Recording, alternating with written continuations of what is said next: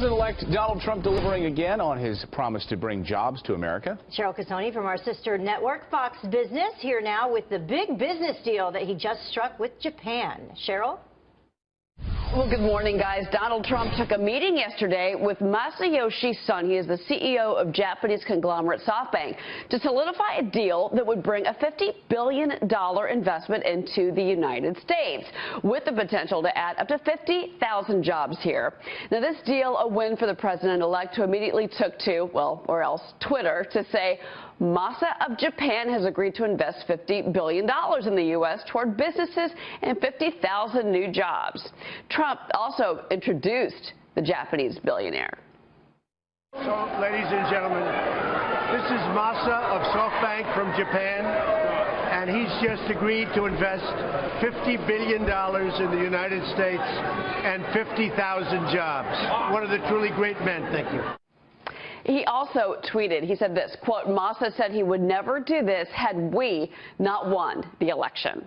Now, the CEO is pointing to the fact that the president-elect wants to scale back regulations, something many business owners say has made the U.S. uncompetitive in the past. SoftBank owns 82% of wireless carrier Sprint, as well as a major stake in Chinese e-commerce site Alibaba, among many other businesses.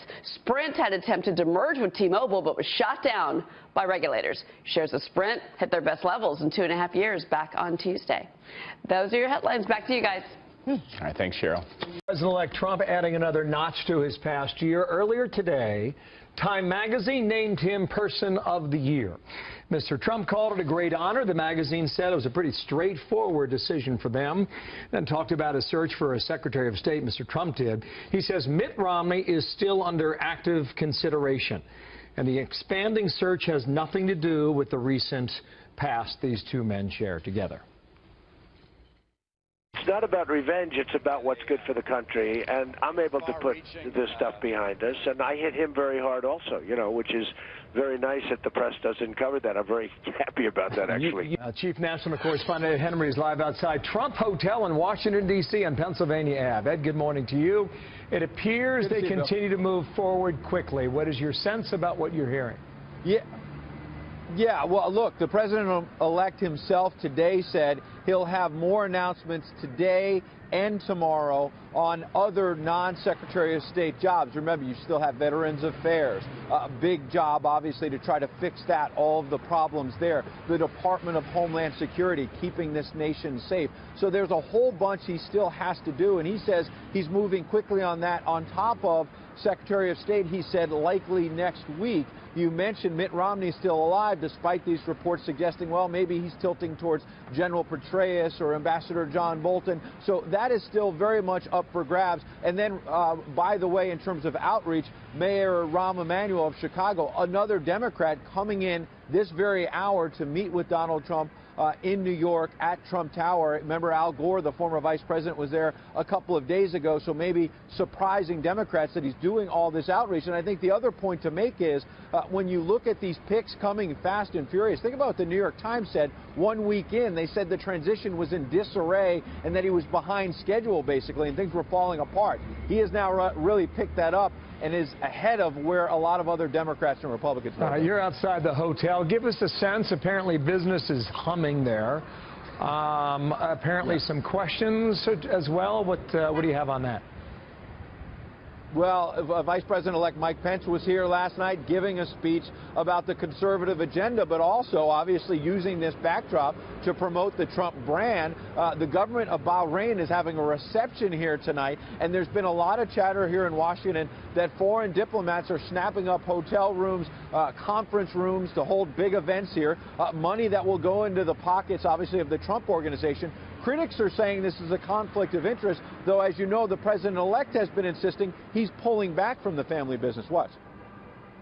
That is one of the frames for this, is that, and we're seeing it with others, that they are saying that, of course, we'll stay at the Trump Hotel. We're going to go see the president, and when we see the president, we want to say, you have a wonderful hotel there. So he's really profiting from this, and it really creates real conflicts of interest and real appearance of conflict of interest. I think what Ivanka is trying to say, who cares? Who cares? This is big league stuff. This is our country. Our country is going bad. we're going to save our country. I don't care about hotel occupancy. It's peanuts compared to what we're doing. The president-elect suggesting there his focus is on governing, and let's not forget, he has already signaled that on December 15th he'll have a news conference to suggest he's pulling back officially and turning the business over to his children. Well, we'll see what happens in the parade outside that hotel. Right. Ed, thank you, sir. Ed Henry there in D.C. Martha. The theme now is America First. You watched it play out last night in North Carolina. What was your takeaway? This has been Donald Trump's theme all year long, and this is why he won the White House.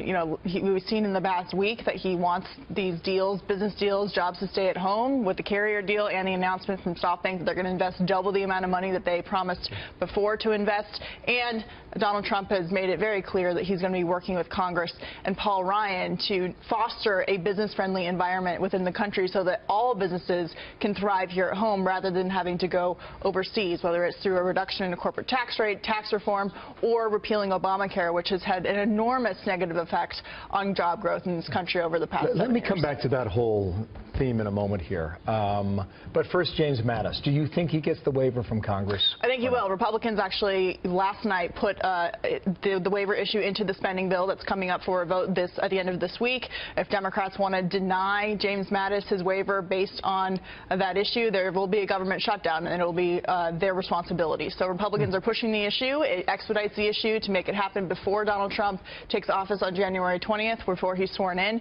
And so I think he'll get the waiver. Outside of Democrats trying to be obstructionist because they're opposed to Trump, there hasn't really been a lot of bipartisan criticism of James Mattis. He has a lot of respect from both Democrats and Republicans for his judgment on the battlefield. Secretary of State, I thought Mr. Trump made some news this morning in that interview on NBC. He said that he will get an announcement next week. And he was asked to take somebody off the list that's been made public. He did not do that, which tells us Mitt Romney is still in the running, as he said. What is your sense about who he decides? You know, it's hard to tell. You know, he had the list of 4. He expanded that list to 10. John Bolton is still in the running. Rudy Giuliani is still in the running. Mitt Romney, who has been roundly criticized by Trump advisors publicly, is still in the running, according to Donald Trump, who wouldn't take it off the table. General Petraeus would add to the general list. There's been a little bit of pushback on that. Joe Manchin is an interesting choice, considering he's a Democrat from West Virginia, Democratic senator. Democrats have to figure out what to do with that seat should he be chosen for the job. So this is clearly a position that Donald Trump thinks is very important in a representation of the United States around the world. And based on his America First mantra, he wants to make sure he has the right person to do that job. What was curious about part of his answer, I thought, Katie, was that he said, you know, Mitt and I have come a long way, basically. Yeah. Well, he's looking for that comfort zone. Well, and the thing is when they got together, there was a lot of criticism of, well, Mitt Romney said horrible things about Donald Trump.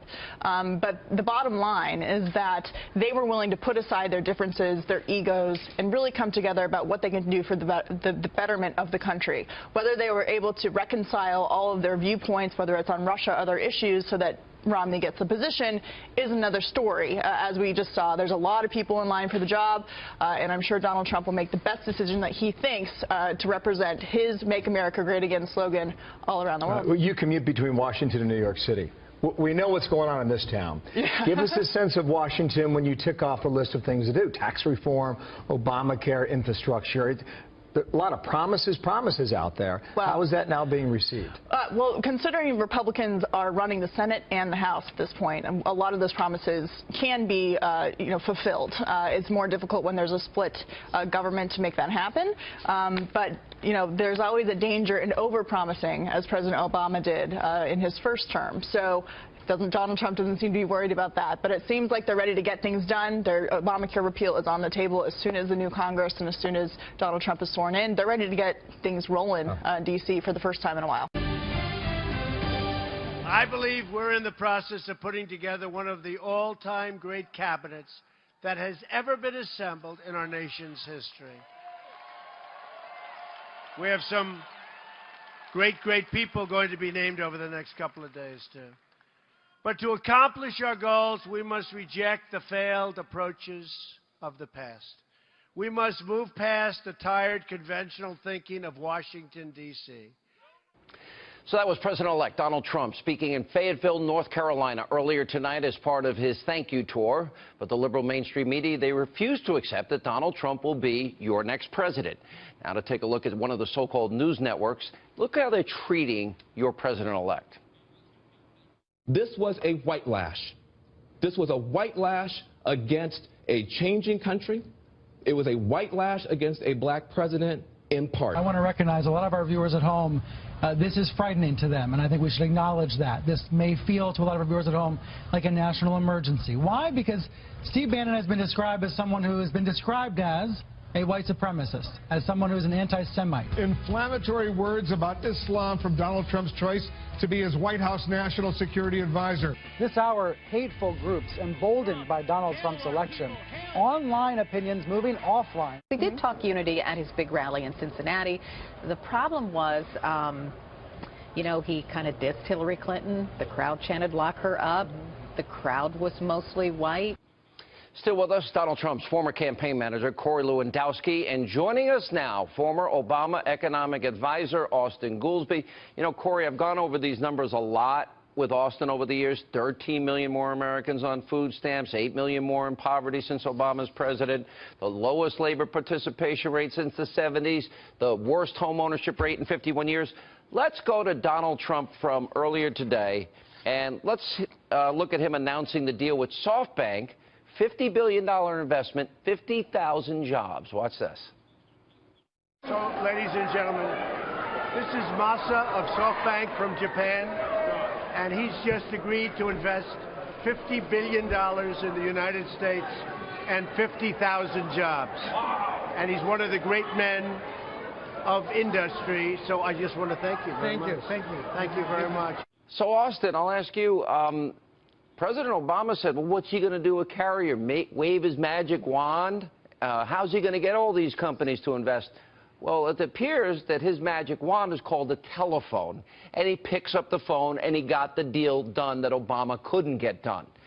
Is that a good thing or a bad thing, Austin, that we have 1,100 safe Carrier jobs, $50 billion invested? Well, no, Carrier is a different case. This SoftBank will look at it. This looks pretty good to me. I think pretty that's good? a good. $50 billion is pretty good?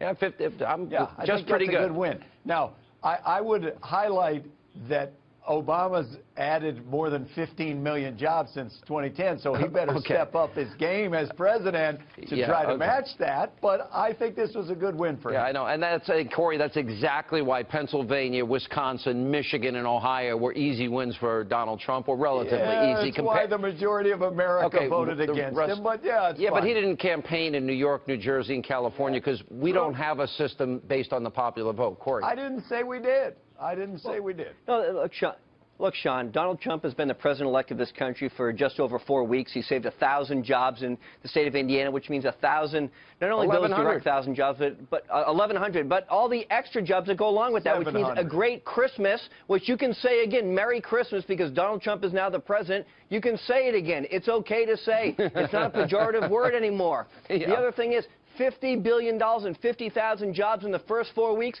We continue down this path. We're going to have to have an increase in immigration to fill up all these jobs, and we're going to have too many in our own country. Actually, that would be fewer jobs than Barack Obama has been adding for the last 6 years. Austin, with all due respect, you are the only American that gives him good grades on the economy. But he's gone in, what, less than 60 days? He's done. And the Obama era, thankfully, is over.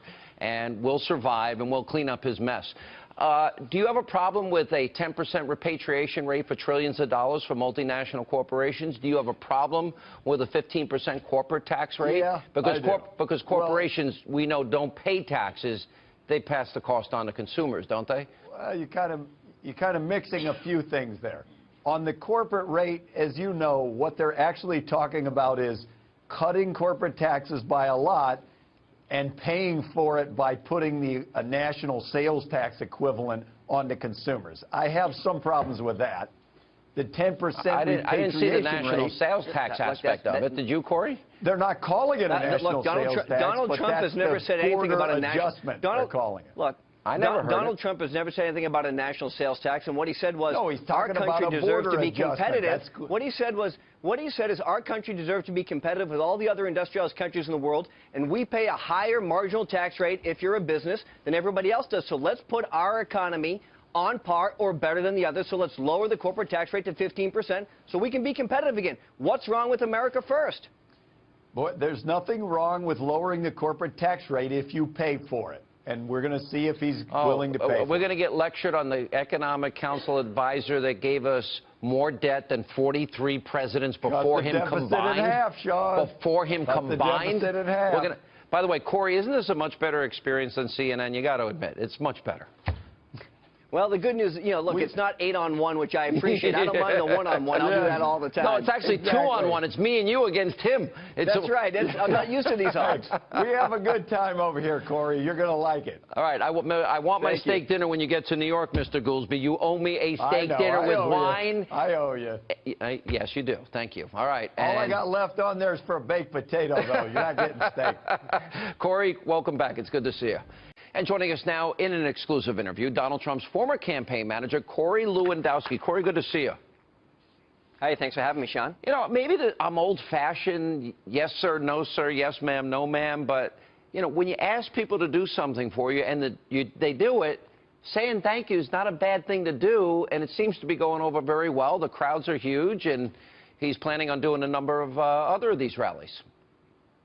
Look, I think this is so smart, not just going out and seeing the people and reminding them that the power is not in Washington but is out in the States, but saying thank you for the support that they gave Donald Trump in this election. What he said was, we're going to unite everybody. But this speech tonight is really powerful, talking about the military, reminding them that they'll have the tools necessary to continue to be the best fighting force this country and this world has ever seen. And with General Mattis there tonight, I think this is a home run. Yeah, agree. And by the way, great choice. We're going to talk to Colonel North later in the program about Mad Dog Mattis. I know the military is very happy with that. The thing that I like about the speech is he's reinforcing the promises that he made on the campaign trail. In other words, originalist justices, 15% corporate rate, repatriation, building the wall, repealing, replacing Obamacare, education back to the states, energy independence. To me, if he does those things, he will be a successful president because people, I think, want him to follow through. Didn't we see that earlier today with the announcement, this deal that was made, $50 billion investment, 50,000 jobs with this the SoftBank deal that he made and announced at Trump Tower today? Well, we saw that, plus we saw just last week 1,100 jobs saved in Indiana. Those are hardworking Americans who are going to be able to keep their jobs here and have a great Christmas, where it's okay to say Merry Christmas again. Look, Donald Trump in the first 4 weeks of his presidency has done more to help this country than I think Barack Obama has done the last 4 years. Now, I know that's a strong statement, but what we see is a commitment to our military, again, a commitment to our businesses to reduce the amount of government regulations so that they can continue to grow and grow our economy. Not at 1%, not at 2%, but at 4%, 5%. Lower the corporate tax rate so that our country can be competitive in a global marketplace. That's what we have. Look, his presidency is summed up in 2 words, America first. I love it. Yeah, look, if these 2 deals that he made before becoming president begin to define a pattern, then Americans will get back to work, out of poverty, off of food stamps. They'll be able to purchase that home, lowest home ownership rate in 51 years. All right, you were up in Harvard, and you were part of a debate team. I know that Dave Bossie was there, Kellyanne was there, I think Paul Manafort was there. You were there going up against Jennifer Palmieri and people like Robbie Mook, and it got really pretty nasty on the side of the left. Let me play a part of it with Kellyanne, and I want to get your perspective on this. I would rather lose than win the way you guys did. No, you wouldn't. Yes. No, you wouldn't. Yes. Yes. That's very clear today. No, you wouldn't, respectfully. Absolutely. Do you think I ran a campaign where white supremacists had a platform? You going to look me in the face and tell me that? It did. Kellyanne really? did. Oh, and that's how you lost? It did. Do you think you could have just had a decent message for the white working class voters? Do you think this woman who has nothing in common with anybody... I'm not saying that's why you won, but that's kind of campaign that was run. Over 200. How about it's Hillary Clinton? She doesn't connect with people. How about they have nothing in common with her? My question, you were there. Was it really that bad? Are they really that far, I guess, out of touch with reality that they still don't understand what happened? Well, I think, look, I was there, and the Clinton campaign has not come to the realization that they had a fatally flawed candidate that never connected with the American people. Donald Trump won over 200 counties, which Barack Obama won 4 years ago. That is not for any other reason other than the fact that people want a better country. They connect with Donald Trump. He understands the problems of the working class. He's fixing those problems already, as we see by bringing jobs, keeping jobs here in America. The Clinton campaign ran a fundamentally flawed campaign. They had a fundamentally flawed candidate, and they refused to take any blame for the way that the campaign turned out. They blame everybody except themselves for it. Yeah. One of the things Donald Trump talked about today was $4 billion being spent on Air Force One, a contract with Boeing. I want to be very clear here. I think the President of the United States, regardless of who it happens to be, needs the best, the safest aircraft. In the day and age of radical Islam and ISIS and Al-Qaeda and fear of surface-to-air missiles, it's a scary time.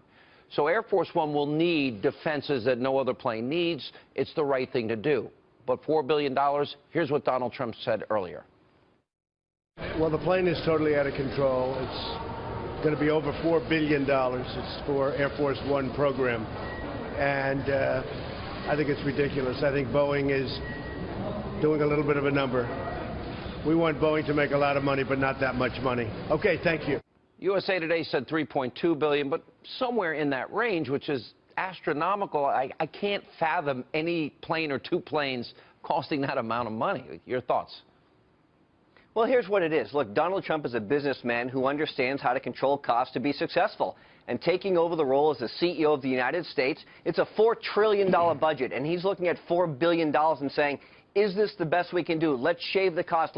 Let's use our taxpayer dollars wisely. I love this. If he's looking at a $4 billion investment as the grand total of what the federal government spends, that means all of those projects are going to be available for review, and we're going to save money. We're going to return that money to the taxpayers. We're going to stop the burden on the federal bureaucracy onto these small businesses, and we'll grow our economy so that we can compete in the global marketplace. Why are we spending $4 billion if the plane really should be a $2 billion plane? I agree with Donald Trump. Yeah, look, you got to watch out for the taxpayers' money, especially when we have $20 trillion in debt and nearly $200 trillion or $125 trillion in unfunded liabilities.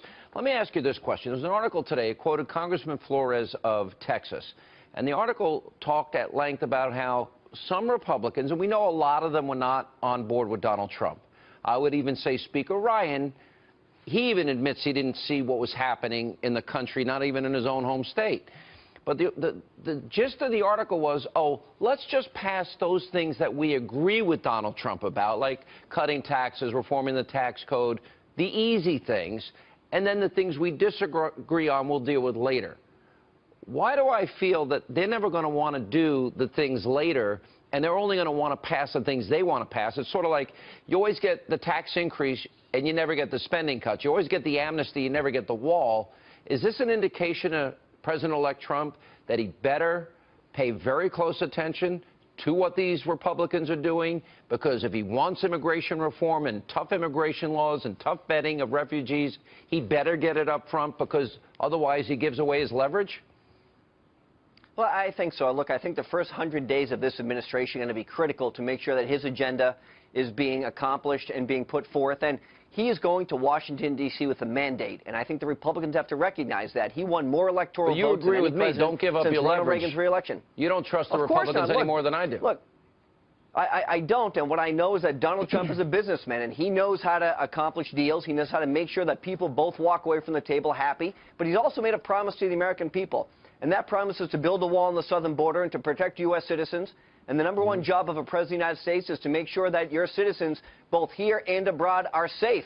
That is what he's going to do, and no congressman, no member of the United States Senate is going to stop him from doing that. By the way, isn't it better to be on a network where it's not 10-on-1? Well, look, I'll tell you, I've got a lot of friends at the other side, but it's nice to be here when we both agree that Donald Trump is the right candidate for President of the United States. All right, Corey Lewandowski, stay right there. We'll be right back with him right after the break. There's lots of substantive criticism in the media of Donald Trump, and that is just fine, whether you don't like his foreign policy, his appointments, the call to Taiwan, the Carrier air conditioner deal. This is how the media should cover a president-elect. But there's a new market niche that is emerging here, and I'm struggling to come up with a name for it.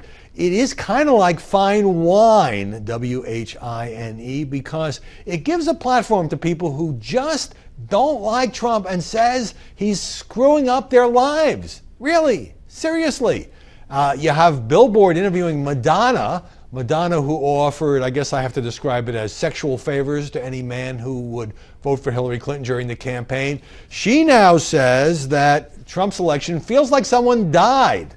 And it feels like death, and it's not a bad dream, and she wakes up and blah, blah, blah. We also have a guy who got space on the New York Times op-ed page, a Republican elector in Texas who says, all right, I may be bound, or at least morally obligated, to vote for the GOP candidate who won my state, but I don't like Donald Trump. I don't think he's fit for office. I don't like his foreign policy. Why is he picking fights with Alec Baldwin? So I'm not going to vote for him. So that's just a stunt. Doesn't affect the outcome of the election. I don't quite see why this guy gets valuable real estate. But the one that absolutely takes the cake, and you know, it reminds me of all the pieces that we have all read during the campaign about couples that were going through therapy because one liked Trump and one liked Clinton and they weren't getting along, or the post-election pieces about Thanksgiving, how to get through a Thanksgiving dinner, even if you have a couple of crazy relatives who voted for Donald Trump. But here's a woman named Stephanie Land, and she gets space in the Washington Post to tell her story. And the story is that she's a single mom, and she was dating, trying to find a partner, and she went through as many as 6 dates in 1 week. And you kind of feel like it's going to end up with, well, her boyfriend didn't like Trump and they broke up. But no, it's even weirder than that. Stephanie Land, who lives in Montana, says there were a couple of guys she was considering as permanent boyfriends. But then, once it was clear that Donald Trump would be president instead of Hillary Clinton, I felt sick to my stomach. I wanted to gather my children in bed with me and cling to them like we would if there were thunder and lightning. That world felt precarious to me. So when she considered the guys she had been dating, she said, well, they're too unfamiliar. I have to rely on my friends. And she told one of these fine gentlemen, I can't. I just can't. And Stephanie Land says, I've lost the desire to attempt the courtship phase. So she is so depressed over the prospect of a Trump president that she can't go out with anybody. Now, if she were telling this story to her friends, fine. But I don't really see how Trump messed up her life. She messed up her life or doesn't want to date anymore because she's so depressed and blah, blah, blah. Why are editors giving a platform to these people? I suppose it gets some clicks and sells some papers and it's entertaining to read.